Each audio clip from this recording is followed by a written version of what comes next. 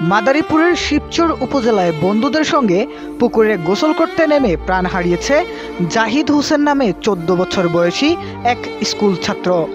শুক্রবার ২৪ অক্টোবর দুপুরে শিবচর পৌরসভার গুয়াতলা এলাকায় সরকারি বহরামগঞ্জ কলেজ সংলগ্ন একটি পুকুরে ঘটে এই হৃদয় বিদারক ঘটনা। নিহত জাহিদ হোসেন ওই এলাকার জাহাঙ্গীর হোসেনের একমাত্র ছেলে। সে শিবচর নন্দকুমার মডেল ইনস্টিটিউশনের ৮ম শ্রেণীর ছাত্র ছিল। পরিবারের একমাত্র সন্তান জাহিদের অকাল মৃত্যুতে এলাকা জুড়ে নেমে এসেছে শোকের ছায়া।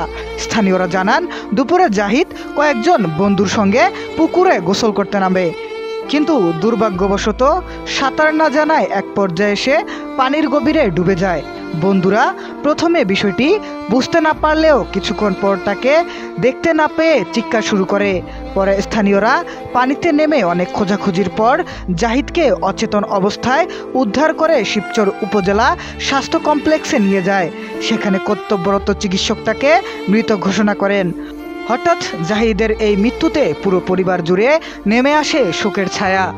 একমাত্র ছেলেকে হারিয়ে জাহিদের মা বারবার জ্ঞান হারিয়ে ফেলছিলেন।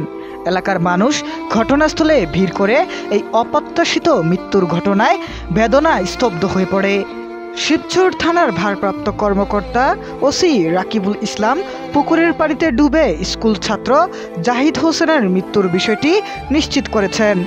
মাত্র ১৪ বছর বয়সে এমন মর্মান্তিক মৃত্যুতে স্থানীয়রা বলেন, একটি প্রাণ শক্তিতে ভরা শিশুর এভাবে হারিয়ে যাওয়া খুব কষ্টের।